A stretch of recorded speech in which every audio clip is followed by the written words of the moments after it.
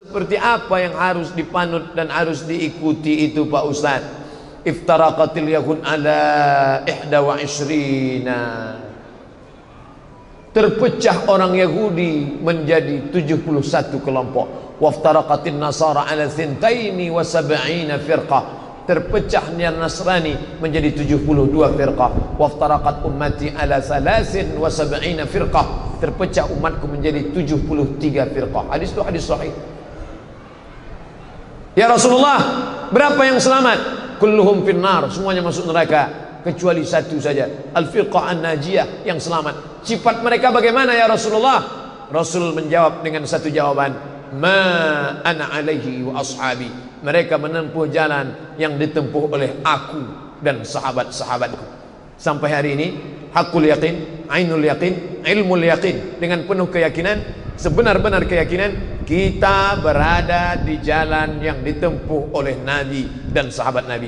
Tadi kita sholat subuh berjamaah, zuhur berjamaah, asar berjamaah, berbagi, bersedekah, berinfak, tak keluar dari 5 rukun Islam: bersyahadat, sholat, zakat, puasa, haji.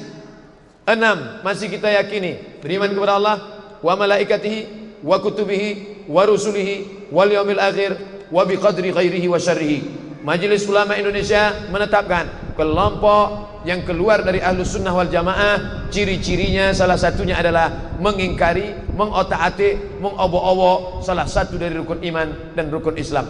Selama ustadz itu masih berpegang kepada Ahlus Sunnah wal Jamaah, rukun iman, rukun Islam, tak dia ingkari, tak dia otak-atik, tidak dia preteli, tetap dia amalkan, ikuti dia apapun ormasnya. Khudh masafa, da'ma kadar, ambil yang jernih, buang yang keruh. Terlalu banyak persamaan kita, jangan dipecah oleh khilafiyah, perbedaan-perbedaan, sedikit-sedikit perbedaan, sedikit-sedikit perbedaan, sedikit-sedikit perbedaan, padahal perbedaan kita hanya sedikit.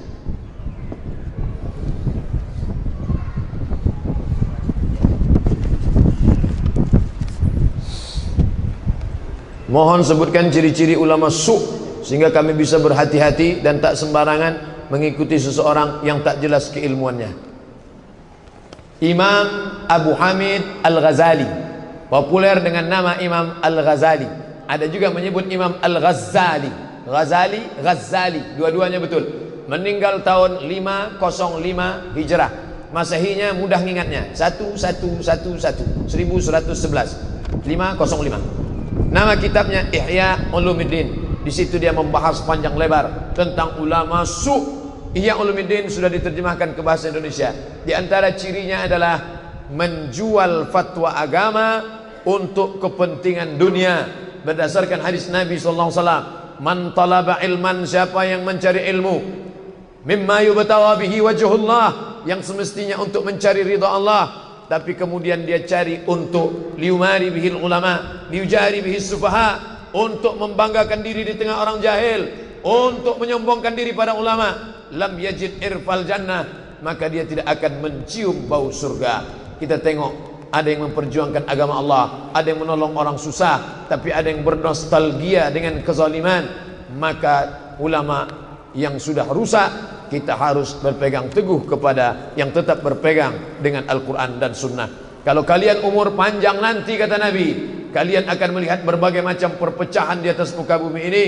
Tapi kata Nabi SAW, alaikum bisunnati, ikuti sunnahku, wa sunnatil khulafa'ir rasyidin.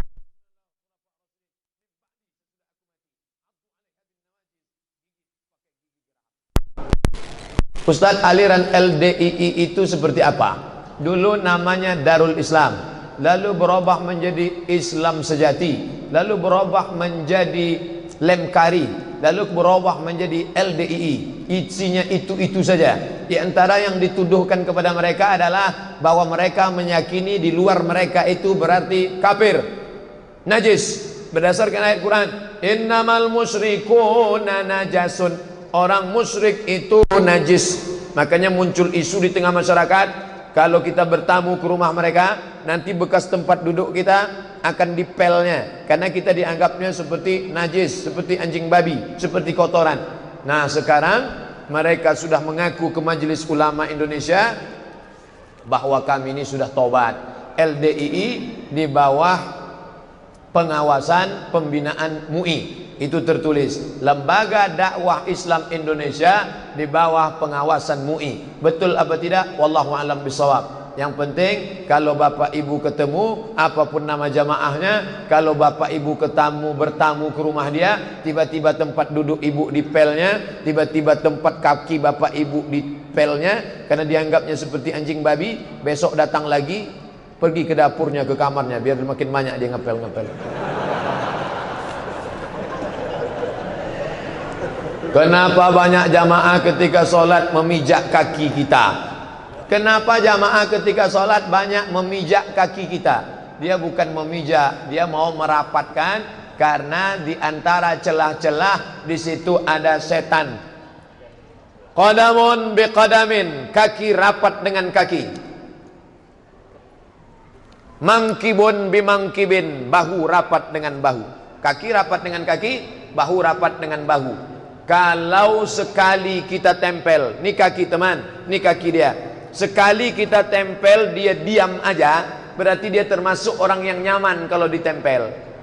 Tapi kalau sekali kita tempel dia geser, jangan kita tempel lagi, berarti dia orangnya penggeli, gak tahan dia. Saya termasuk orang yang nyaman. Kalau saya sedang sholat, ada orang nempel kaki saya diam aja, karena saya tahu dia sedang menjalankan syariat agama Islam. Wa kana ahaduna, salah seorang di antara kami, kata Anas bin Malik, itu hadis riwayat Anas bin Malik, salah seorang di antara kami menempelkan kakinya. Bukan semuanya nempel, salah seorang di antara kami menempelkan kakinya. Jadi kalau ada yang nyaman ditempel, tempel. Tapi kalau sekali kita tempel dia geser, jangan tempel lagi, nanti asik ngurus kaki aja lah. Imam udah sampai habis Fatihahnya, kita masih ngurus kaki. Saya khawatirnya dia preman baru tobat. Kita injak sekali, dipijaknya kaki kita 2 kali. Enggak, lu tahu. Bila bersahadat, ujung telunjuk bergerak-gerak terus. Kalau udah ditempel, tempel aja, jangan gerak-gerakkan pula. Macam kepiting aja. Mohon jelaskan hukum imunisasi untuk anak, Pak Ustaz.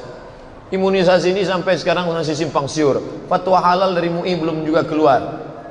Adapun tentang bahwa dia diambil dari babi dan segala macam, kalau memang penyakit yang dikhawatirkan itu menimbulkan resiko tertinggi mati, antara 2, mati sama babi, pilih mana?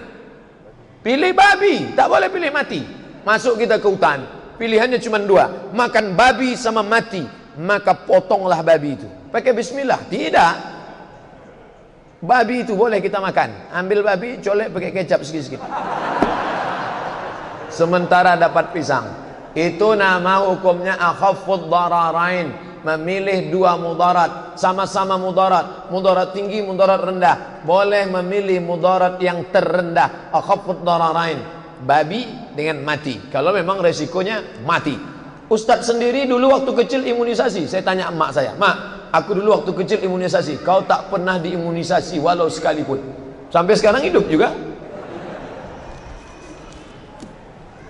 Bagaimana hukumnya mendengarkan dan menggunakan alat musik menurut Islam? Syekh Yusuf Al-Qaradawi, nama kitabnya Min Fiqhid Daulah, nama kitabnya Fiqhul Musiqa wal Aghani. Sudah diterjemah ke bahasa Indonesia, penerbit Gema Insani Press. Al-ghina mithlul kalam, musik itu sama macam kalam, cakap, ngomong. Kalau ngingat mati, ajak perang jihad fisabilillah, boleh. Tapi kalau musik mengajak berzina, musik ngajak bunuh diri, dulu ada musik kalau kita dengar bawaan kita mau mati aja, habis itu kita pun bunuh diri, tak boleh. Musik ngajak berzina, cinta satu malam, tak boleh. Tapi kalau ngajak ingat mati boleh. Orang kaya mati, orang miskin mati, boleh. Bila Israel datang memanggil, boleh. Tapi jangan dinyanyikan waktu acara pernikahan. Apa tanda-tandanya tobat seseorang itu diterima Allah Subhanahu wa taala? Ada perubahan. Aku alhamdulillah sudah hijrah, sudah tobat. Apanya berubah? Dulu celananya pendek, sekarang sudah tertutup. Tapi kalau ngaku tobat, tak ada. Sombongnya minta ampun. Ustaz, saya sudah tobat nih Pak Ustaz. Kalau Ustaz nggak percaya, tanyalah seluruh Batam nih, mana hotel yang tak pernah saya ajak PTS berzina. Tanyalah semua, mana yang minum kamput tua, Carlsberg, mix, semua tak pernah saya minum. Ini tobat apa mau cerita kesombongan? Orang tobat kok bangga dengan masa lalu dosanya. Kalau cerita dosa melelehkan air mata, bukan aku sombong. Ada perubahan dalam perilaku. Pak Ustadz, itu dulu orang pelitnya minta ampun, bakhil Pak Ustadz. Tapi setelah dia tobat Pak Ustadz, sekarang kalau ada penggalangan dana, oh berapa? 5.000 perak.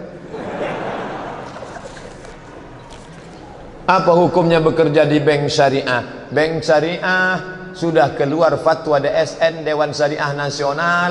Dia adalah resmi syariah, menuju syariah. Bank syariah ini kalau kita matikan, yang mematikan kita ikut berperan mematikan bank syariah. Sudah 2 bank BPD, Bank Pembangunan Daerah Provinsi, dikonversi menjadi bank syariah. Pertama, BPD Aceh, karena Aceh kuat syariat Islam di sana. Yang kedua, Bank BPD Lombok, karena kebetulan gubernurnya Dr. Azhar Tafsir Al-Quran, hafal Quran, Tuan Guru Bajang. Tuan Guru Bajang berhasil mengkonversi, tentu dengan bantuan umat Islam. Nah, seandainya 33 provinsi ini berhasil mengkonversi, maka insya Allah budget ekonomi syariah kita akan tinggi. Sekarang berapa? Baru 7%, 93% konvensional. Jadi yang tetap bekerja di bank syariah, lanjutkan. Apakah saya berdosa jika setelah saya menikah saya berpisah kota dengan calon suami untuk beberapa bulan karena pekerjaan? Dan calon suami saya setuju. Dia tak setuju sebetulnya, cuman takut dia. Bang, nanti kita nikah ya. Cuman berapa bulannya kita pisah dulu. Iyalah deh. Dia kebetulan anggota ikatan suami takut bini pula. Takkan ada mau suami istri berpisah, buah hati belayan jiwa, sedetik saja ditinggalkan kau terbayang di pelupuk mata. Mana mungkin bisa. So sweet Pak Ustaz. Oleh sebab itu, kalau bisa kalian pindah jadi satu kota, bisa, jangan terlalu lama-lama. Ingat, munculnya perselingkuhan, komunikasi rusak disebabkan oleh berjauhan ini. Dekatkan. Ada hal yang tak bisa dibayar dengan materi. Yang kau kejarnya apa? Gaji, sumbangan itu segala macam, ada reward segala macam. Ada sesuatu yang tak bisa dibeli dengan materi. Apa itu? Komunikasi yang amat sangat berharga. Oleh sebab itu, jangan sampai.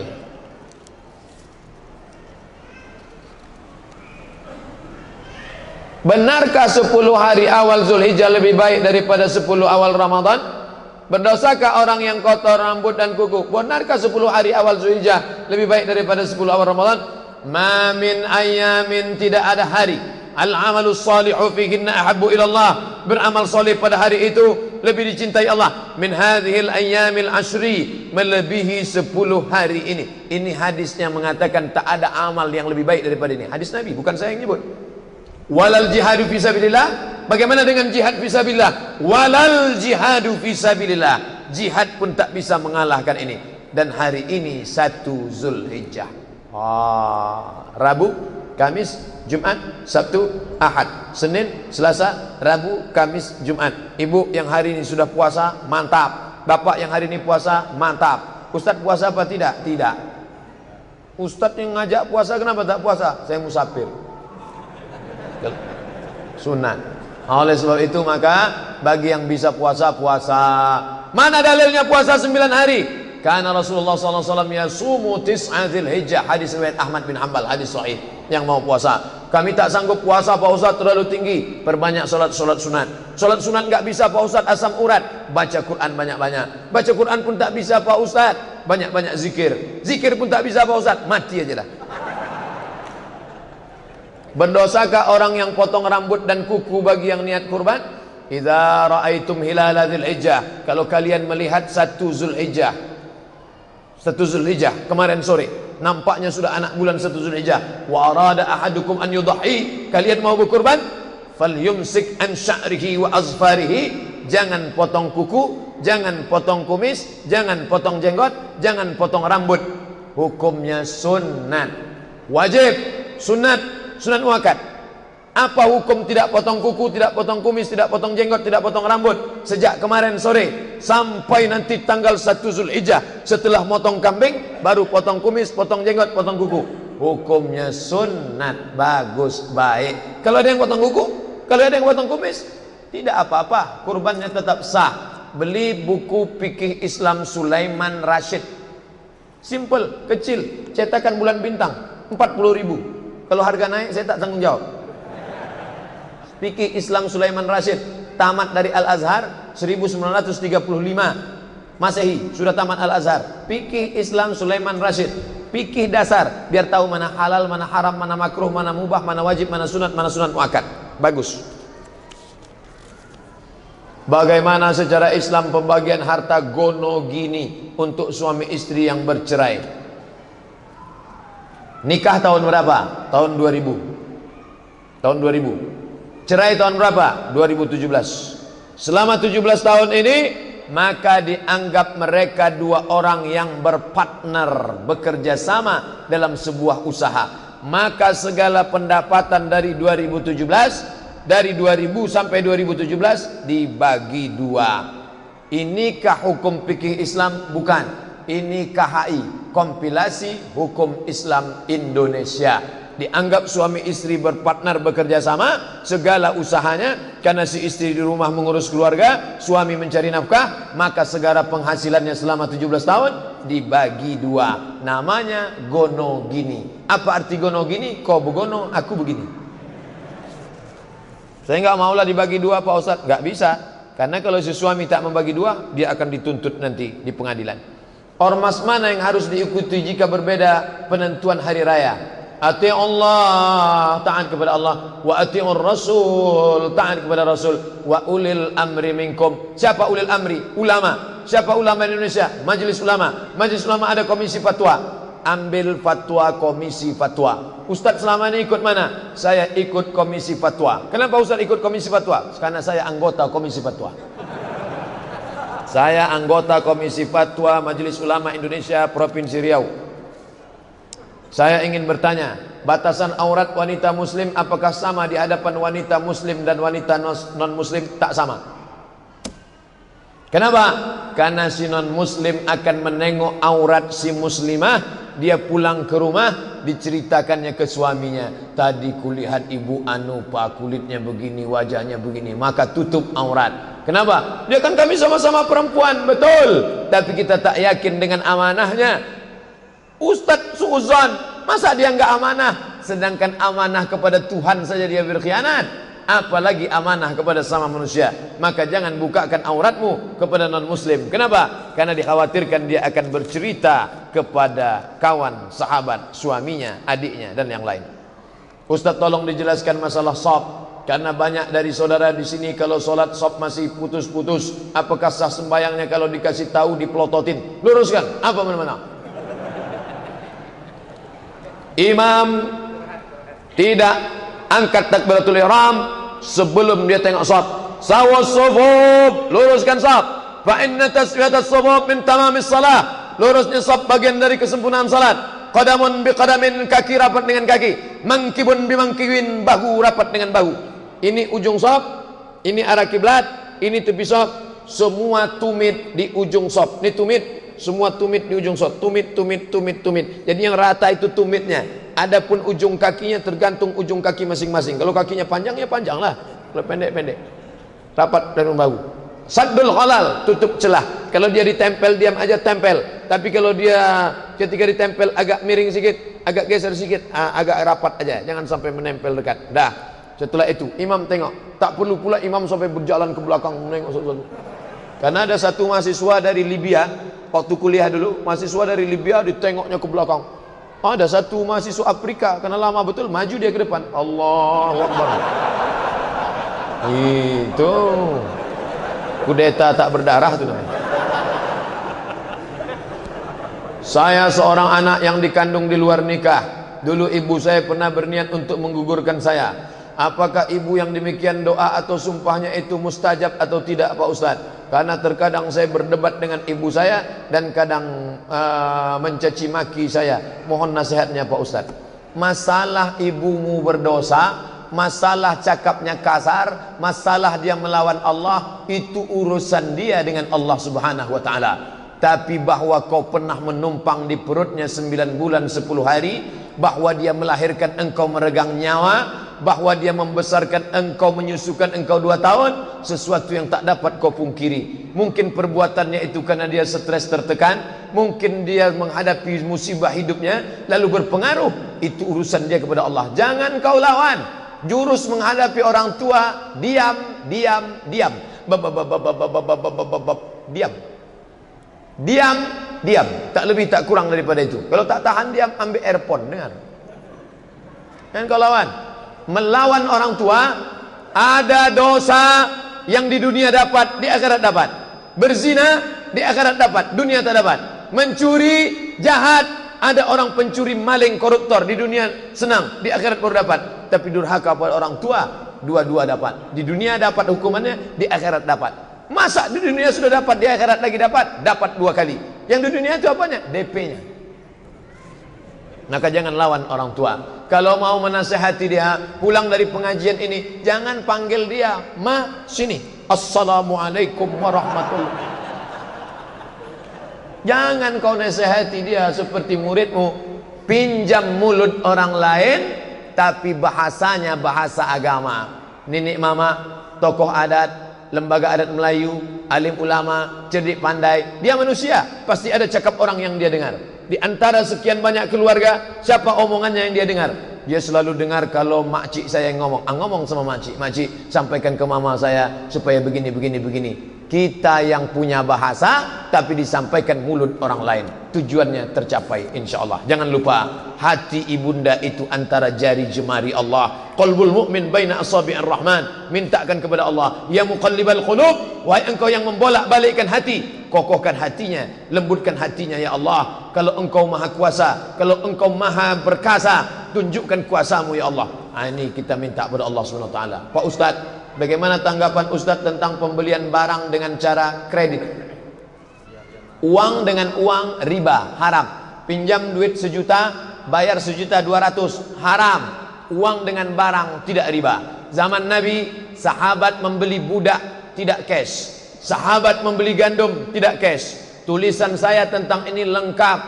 Cari www.google.com, tulis di search Somad Morocco spasi kredit, SOMADMOROCCO spasi kredit, enter, dapat, download, share, kasih ke kawan-kawan. Sudah saya download kok nggak dapat Pak Ustaz, paket tak ada. Bagaimana sikap kita terhadap mertua yang memusuhi menantunya? Cari orang lain yang kira-kira omongannya didengar mertua. Mertua kamu ini paling ngefan sama siapa? Dia paling ngefan sama Ustadz Khalid Basalamah. Bawakan dia ke pengajian Ustadz Khalid Basalamah, biar Ustadz Khalid yang menasihati dia. Dia paling hobi sama siapa? Dia paling terkesan dengan Buya Yahya. Bawakan nanti pas Al-Bahjah datang buat acara, bawakan ke Buya Yahya, biar Buya Yahya yang menasihati dia. Dia paling ngefan sama siapa? Sama, takkan dia menjawab ngefan sama Ustadz Somad, pasti tidak. Karena yang ngefan sama saya itu mertua yang baik-baik aja. Bercandanya. Zaman sekarang kita merasa pemerintah penguasa menzolimi ulama dan ormas-ormas Islam. Bagaimana kita menyikapinya Pak Ustadz? Atiullah, taat kepada Allah. Wa atiur Rasul, taat kepada Rasul. Wa ulil amri minkum, taat kepada pemimpin. Pemimpin yang mana? Ayat sebelumnya baca. Makanya ayat Quran jangan dipotong. Ini bahayanya kalau tukang sunat nafsir ayat Quran. Dikhitannya semua. 2 yang wajib kita taati, sifatnya 2. Siapa dia? Innallaha ya'murukum an tu'addul amanat. Amanah. Wa idza hakamtum bainan nasi an tahkumu bil adl. Adil. Dia amanah, dia adil, ikut. Dia tak amanah, dia tak adil, maka kau punya hak untuk kritik. Man ra'a minkum munkaran, siapa di antara kalian melihat kemungkaran, falyughayyirhu biyadihi, dengan tangan. Fa illam yastati, kalau tak sanggup, fa bilisanihi, dengan lidah. Fa illam yastati, fa biqalbi, dengan hati. Tapi jangan lupa, fitnah-fitnah di sana sini banyak juga. Ustaz Somad, perusahaan kami tidak lagi mengizinkan Ustaz ceramah di kantor kami karena Ustaz anti kebinekaan. Siapa yang melarang saya? BIN, Badan Intelijen Negara. Kita tak boleh langsung percaya. Seandainya saya mau timbulkan fitnah, langsung saya share, bin melarang saya. Enggak, saya tanya langsung. Assalamualaikum, waalaikumsalam. Badan Intelijen Negara, betul. Apa betul kalian melarang saya ceramah di perusahaan anu? Tidak, Ustaz Somad. Kami tidak punya seperti itu. Berarti ada orang lain yang mau memfitnah-fitnah, mau membentur-benturkan kita. Tanya langsung. Assalamualaikum, waalaikumsalam. Bapak Kapolda Polisi Provinsi, iya. Apa betul saya sudah dilaporkan orang? Belum ada laporan sampai sekarang Pak Ustaz. Tak ada. 3 hari yang lalu staf Kapolda nelpon saya. Assalamualaikum, waalaikumsalam. Saya staf Kapolda. Iya Pak. Dalam hati saya ini mau menangkap nampaknya ini. Ada apa Pak? Bisa Ustaz ceramah Pak Ustaz? Jadi tak ada fitnah-fitnah luar biasa. Islam mengajarkan kita dapat fitnah, jangan dibesarkan fitnah ini. Tabayun, klarifikasi. Fenomena poligami, ini berat ini. Ini yang paling berat. Ini yang paling berat.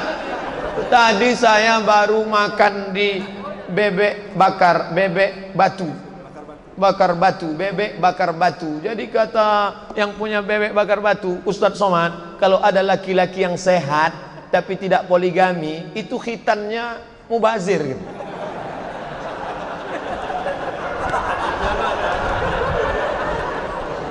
Pak Ustadz, poligami yang benar itu seperti apa Pak Ustadz?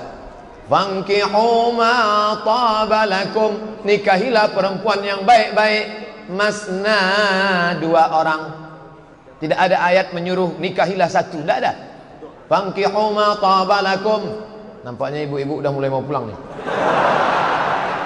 Fankihu ma taba lakum, nikahilah perempuan yang baik-baik, masna, 2 orang. Wasulasa, 3 orang. Waruba, 4 orang. Fa in khiftum alla ta'dilu, kalau kamu tak sanggup bersikap adil, fawahidah, only one, 1 saja cukup. Rezekinya mapan, rumahnya besar, mobilnya besar, duitnya banyak, otaknya cerdas. Kan mubazir kalau tak banyak generasi-generasi Islam.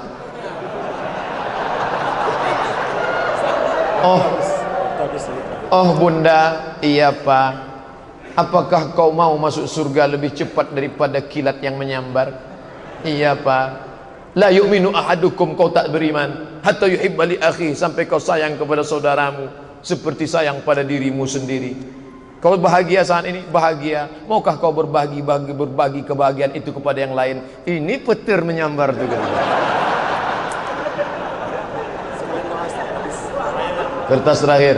Semoga Ustadz selalu ada dalam lindungan Allah Subhanahu wa taala. Amin ya rabbal alamin. Begitu khawatirnya jamaah bahwa ibu-ibu akan marah mendengar pertanyaan tadi, langsung didoakan semoga Ustadz dalam lindungan Allah.